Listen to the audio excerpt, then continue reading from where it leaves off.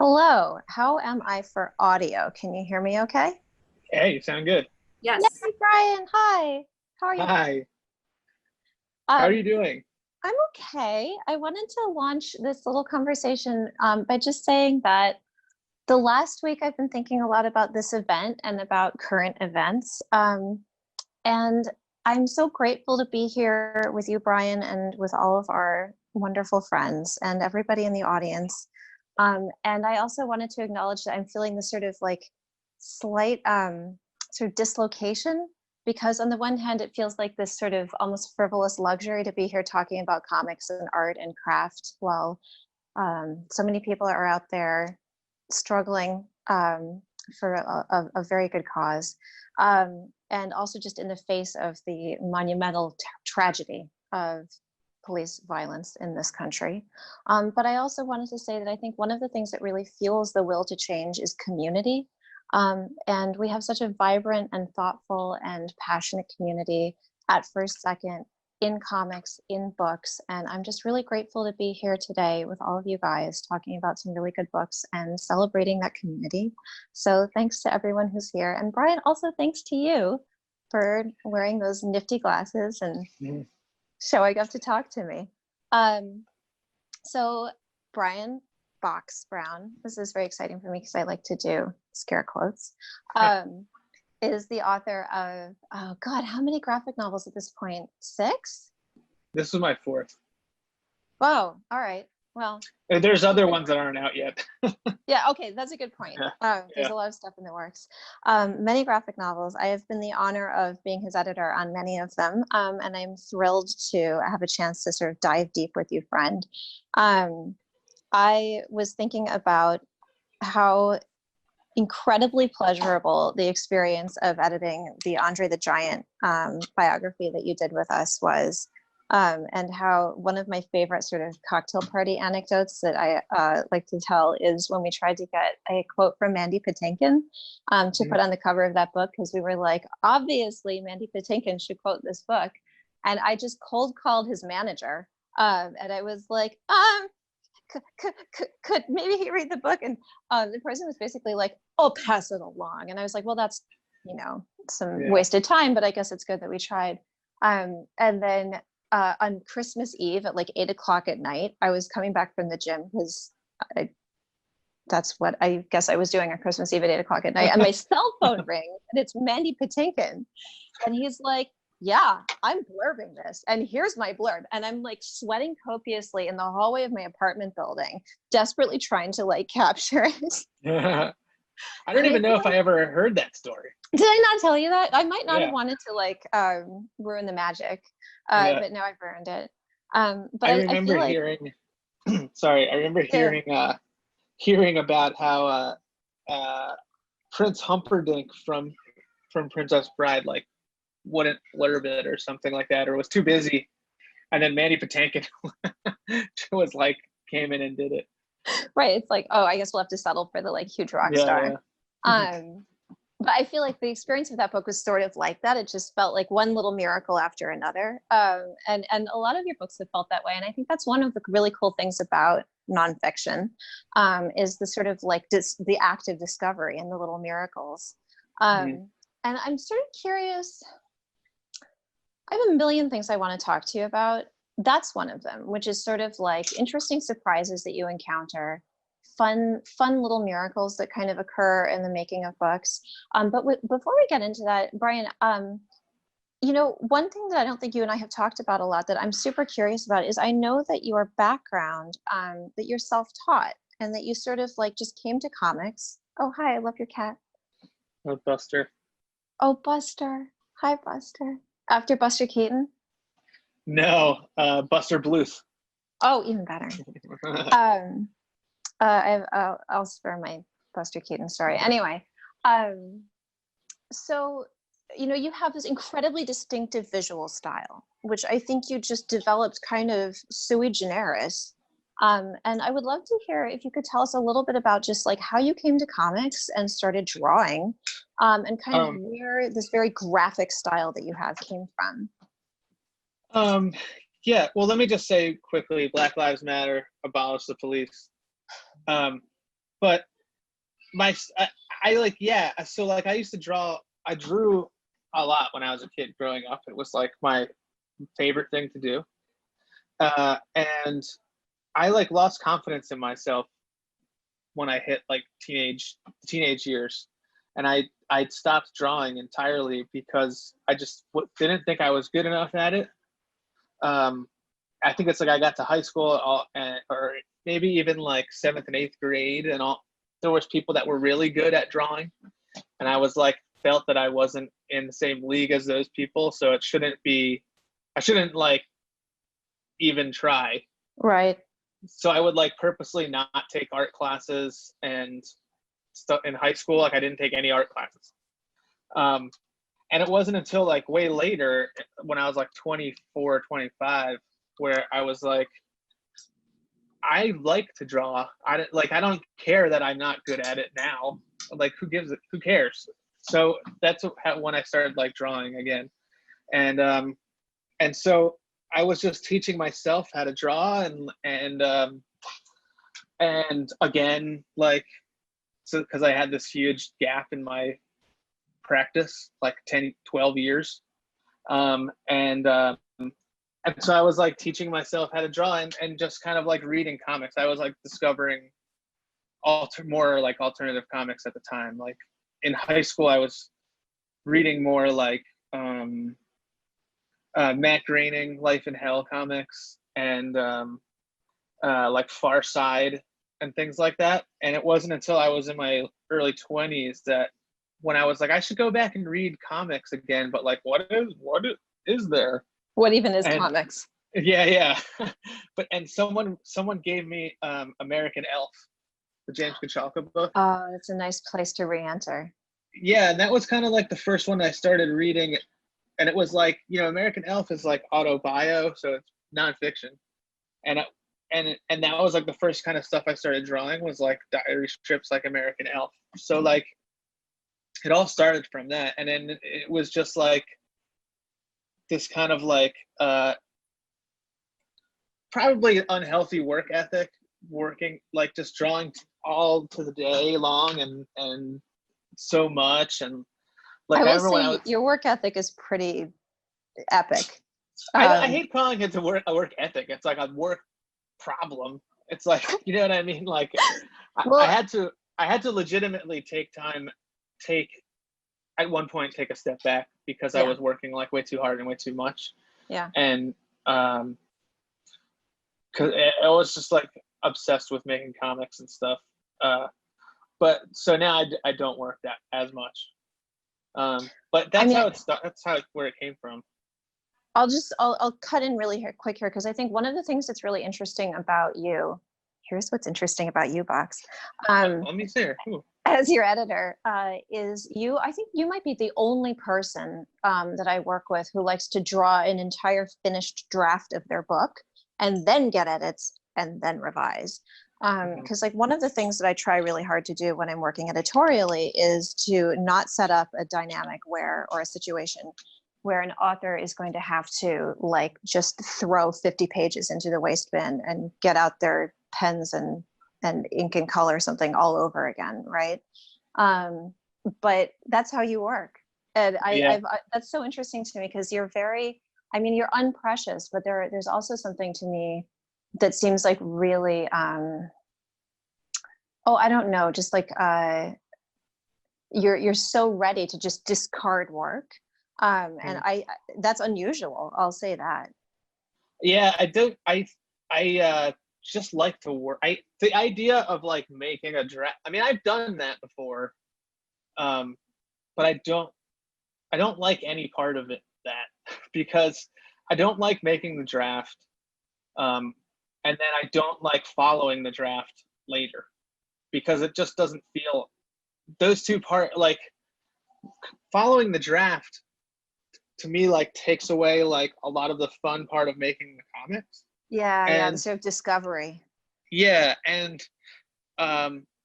making the draft is like takes away the other part of making comics, which is like seeing the finished page.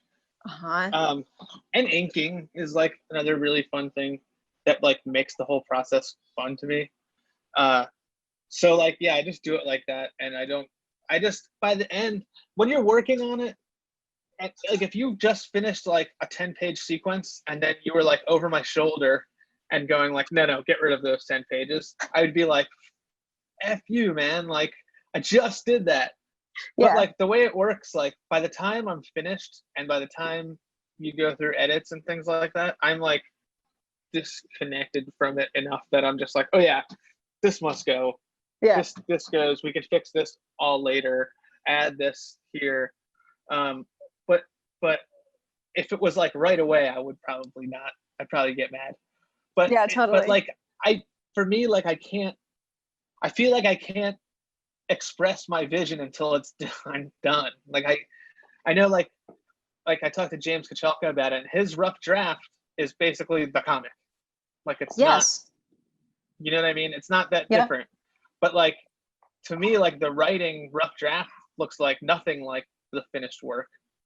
And I just need to have it done. Or I can't even visualize it or something. Yeah, no, that makes sense. It's interesting. You were talking about how you gave up drawing as a kid because you weren't good at it. And it makes me think about Linda Barry, who sort of, I think, has built this entire kind of like creative moment out of finding ways of helping people reclaim that fire, right? And finding ways of helping people sort of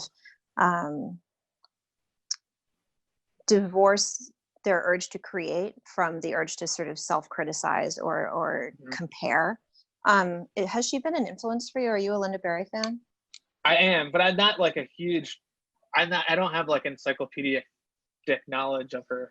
I saw her speak one time at the Philly Free Library, and she was like, she actually gave a little like a class, not a class, but like a workshop before the event, and then she gave a speech, and it was like super inspiring. Like you could easily cry from it. Like she is a really inspiring person. Yeah. No, but that's stuff is so important. I feel like I know people that are artists that like it becomes like such a huge struggle for them to finish work because they get something in and then they don't like it, so they get rid of it.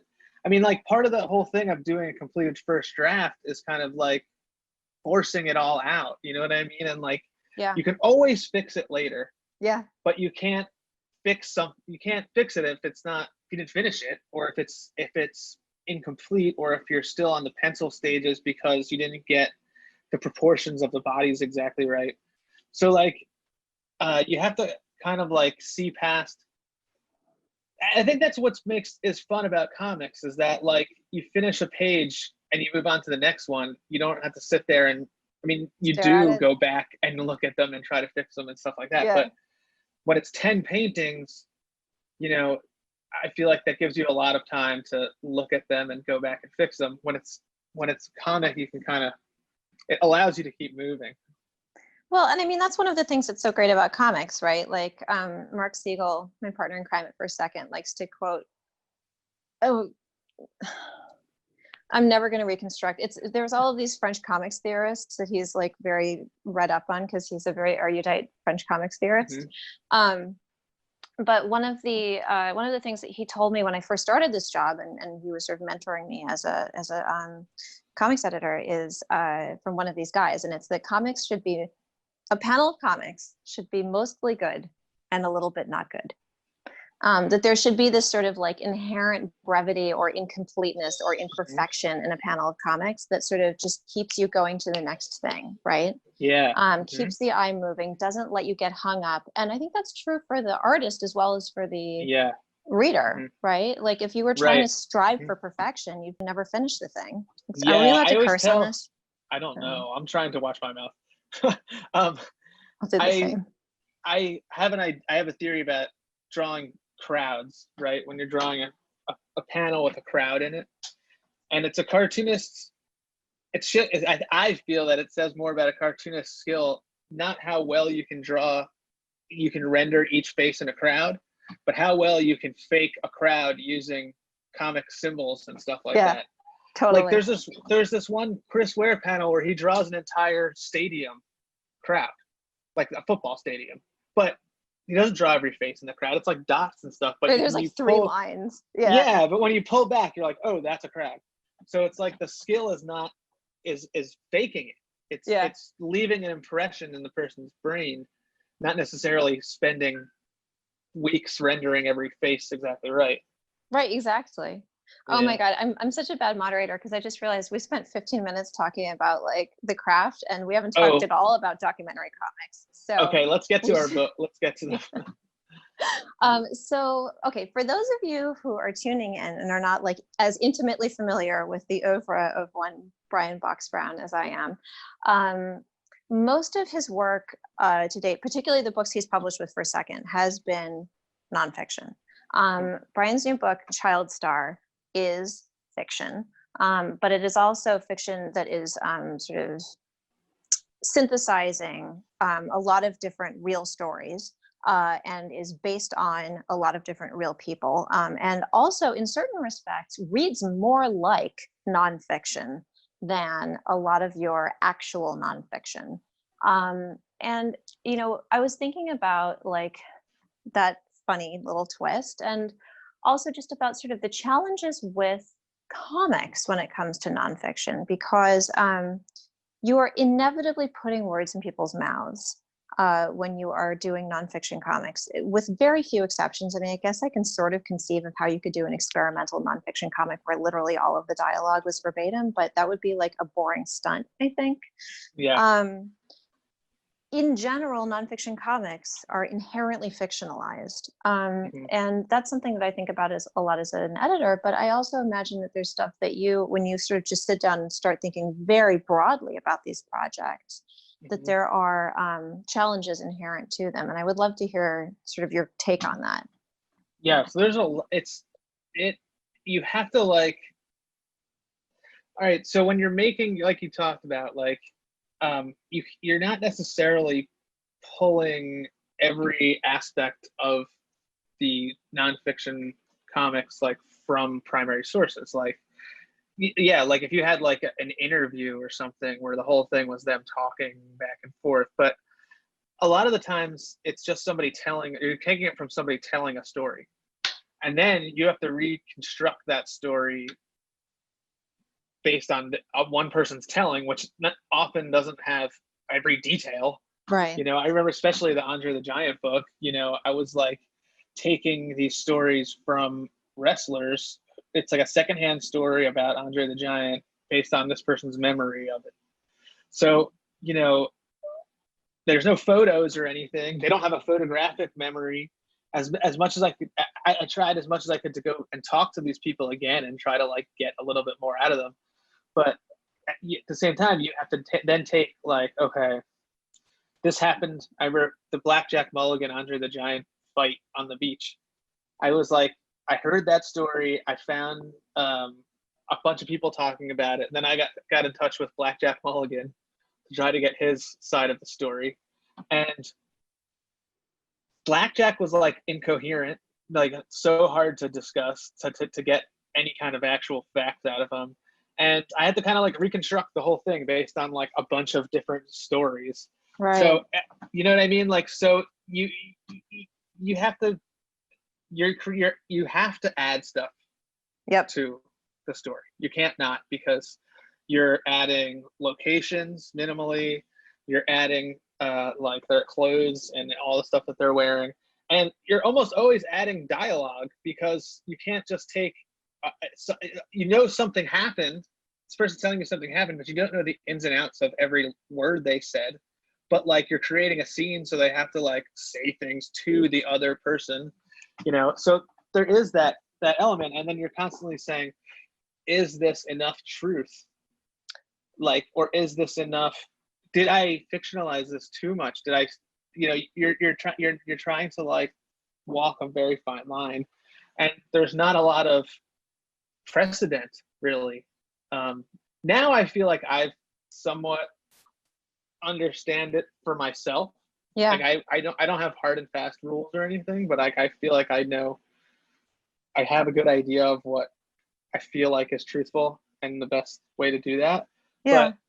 But I always feel self-doubt at some point about everything, every book.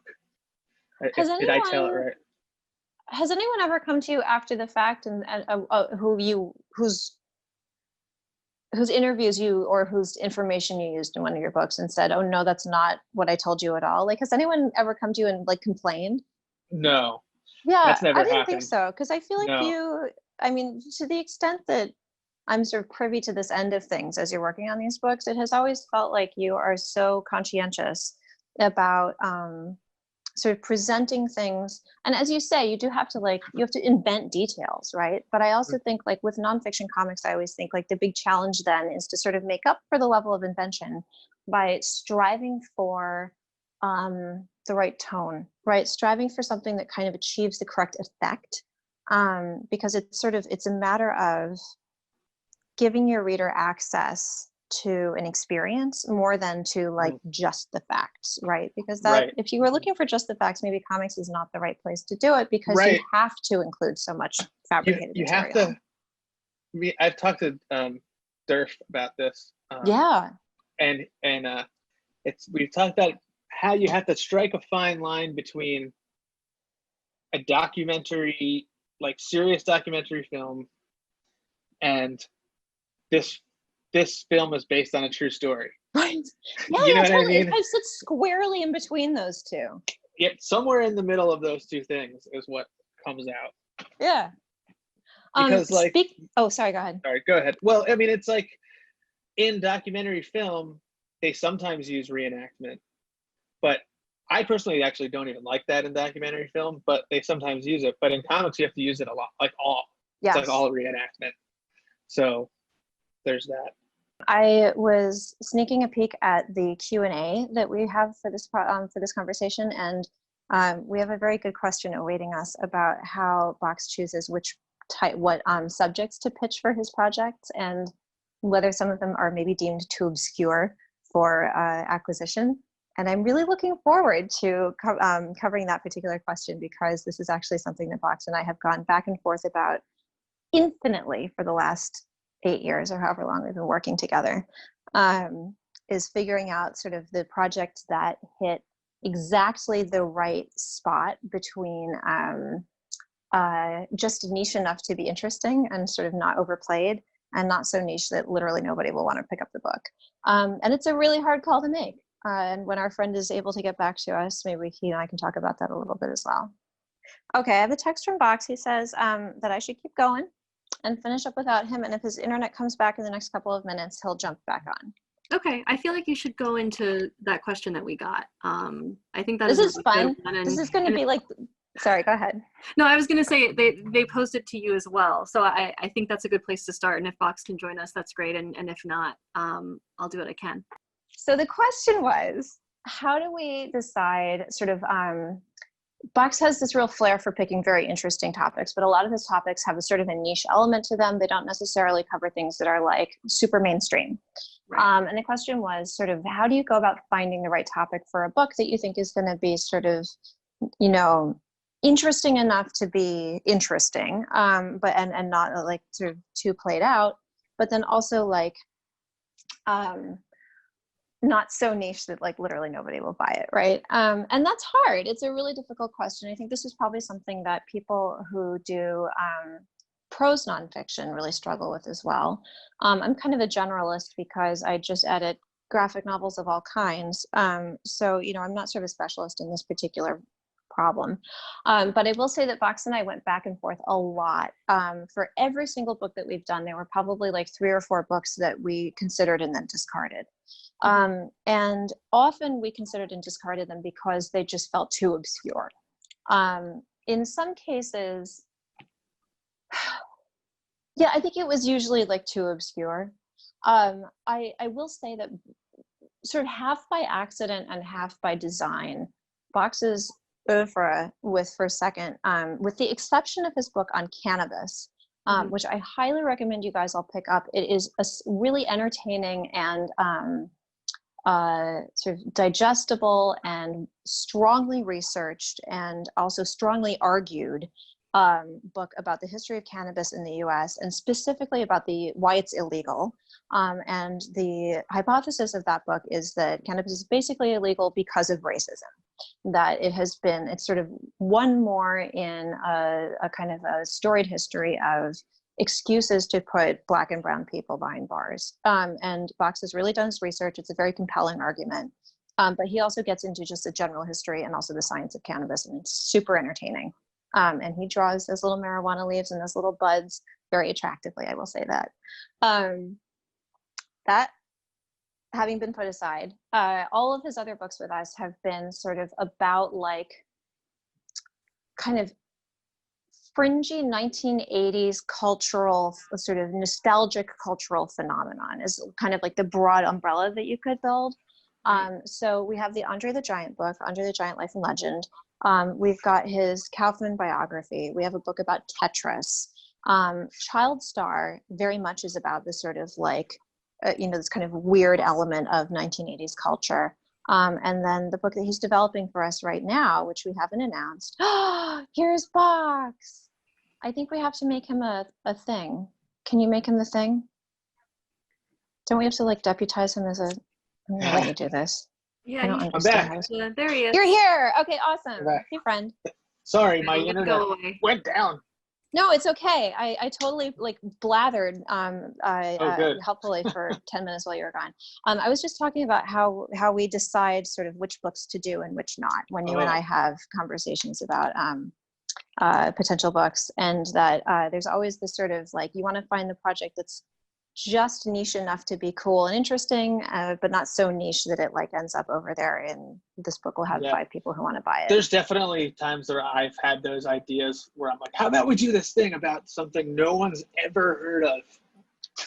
Yeah, totally. Yeah, I feel like you and I was saying that I think that for every book that we've published together, there have been at least 3 or 4 that like ended up on the cutting room floor as ideas. Yeah, definitely. Yeah. I definitely like have ideas. I'll like just have a whim idea, be like, how about this, and send it out. Because I know that like what happens is that then unless I just like send you ideas when they come out, I'll forget. Right. Yeah, then, exactly. Like with the Cannabis book, I think I pitched that to you like after Andre, and I ended up doing it until like 2 or 3 books later, and I had forgotten about it entirely. Yeah, that's right. And I feel like every now and again, I'll be like, hey, you emailed me 6 months ago about, you want to do a book about like green beans. And you'll be like, what? Okay, so I'm going to dive back into the Q&A and see if we can pull anything. I think we have 5 minutes roughly left. So let's see what we can cover.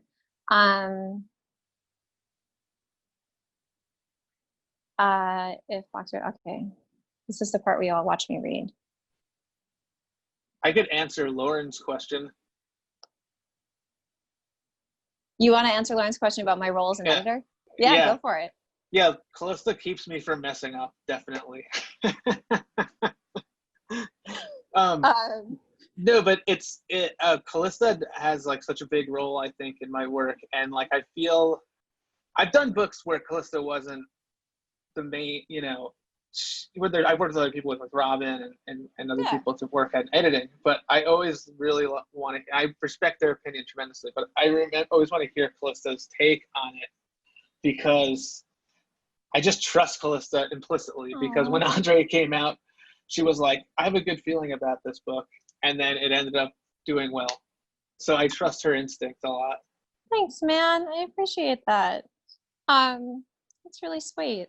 I will say, I do some structural work on all of the books that I edit, some more than others. I try to sort of, the longer I do this, the more I try to have a pretty light hand. I've sort of learned that every now and again, you'll have a project where it really can benefit. Oh, wow, there's like a crazy storm happening outside my window. Ruh-roh. Yeah, I know. Every now and again, you'll have a project that can really benefit from just being like torn apart and put back together again. But that's actually kind of the exception to the rule. I've found that in general, I think everybody's happiest and the work benefits the most when you sort of just, you have the confidence from the beginning, I feel like the editing is so important. I never really understood it, but like people get back to you and are like, how do you do it? Like, how do you come up with the story? And like, do you have this grand plan and put it together. Like, I think people get overwhelmed by that and don't realize that a lot of that thing that makes it look like you had this big grand plan from the beginning is stuff that you did in editing to fix it. You know Yeah, what I mean? totally. Yep. Yeah. I mean, I will say this. I think in very general terms, the role of the editor ideally is as a sort of proxy for the reader, right? So the editor is the person who sort of stands in for your ideal reader and is able to sort of, speaks for them, you know, and is able to kind of offer you comments as though they're coming from the person you want to reach. Oh, we have a question from Ben Towell. That's awesome. Oh, cool. And this one is for you. Conventional comics wisdom is that words shouldn't just describe what's happening in the pictures and vice versa. Do you agree with this idea as general practice? If so, what are some formal comics techniques / approaches that you use to avoid this, meaning the sort of doubling up of the word saying the same thing you see in the picture? Right. As it seems like a particular problem with nonfiction comics. Yes, I think it is. And I think that without calling anybody out specifically, and I don't, and this doesn't ruin a book or anything like that, but I've definitely read some nonfiction books that felt that way, and I strive really hard to avoid that. I think my approach to that is to just always remember that you're creating a comics page and not an illustrated. I don't know, just like you're not illustrating just the words, you're creating a flow from start to finish. So like the page itself, each individual page should have that flow that brings you visually from panel to panel. I think one method that you can do in practice that would be helpful is to not use a set grid, basically. So if you're doing a book that's all 9-panel grids, it's easy to fall into that trap of like where you're just describing what the words say. And I feel like when you focus always on the flow of the page, then you can escape that. Yeah, I will say I really admire your layouts. I think you handle the sort of pacing and structure of a page with such confidence, and also in a very like lively and original way. And I think that's particularly evident in Child Star, which, okay. Child Star was the only time I ever used a 9-panel grid. Really? It's funny because in my mind, like that book is like the sort of like farthest out in terms of like sort of live. Well, all right, there we go. I stand by what I said, but I think maybe it was factually incorrect. But not all the way through Child Star. I only used the 9-panel grid when I was depicting the sitcom stories. Yes, and yes, you're right. And that actually has this really weird and eerie effect because it makes those sitcom stories feel like even more formulaic and penned in. So for those of you who haven't read the book, which is probably everybody because it's not out yet, the main character of this book, who is a sort of like amalgamation of lots of different 1980s child stars, is the star of a kind of a cheesy 1980s family sitcom. And the book includes lots of excerpts from the sitcom, like clips. So you get to see his horrible show that he was on. And this actually, I'm going to break up the Q&A by just asking you a question of my own that we didn't get to, Box, which is, you have a facility for writing terrible 1980s sitcom dialogue, and also for putting words into the mouths of assholes and nincompoops who are saying like just the most appallingly stupid and malicious things. And I wanted to know, like, do you like sort of study the human condition? Like, where does this stuff come from? Because there's some stuff in Child Star where it just feels like it was verbatim ripped from a real person's mouth, because it would be hard to come up with something that dumb and horrible. Some of it might have been ripped out of real people's mouths. People really said. The sitcom stuff is just from hours and hours of watching 80s sitcoms throughout my life. And because like growing up when I did, like, there wasn't cartoons on all the time.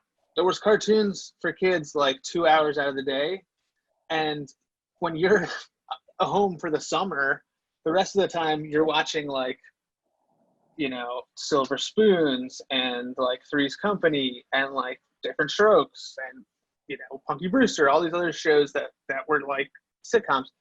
Now, the weird thing about writing this stuff now is that this doesn't exist.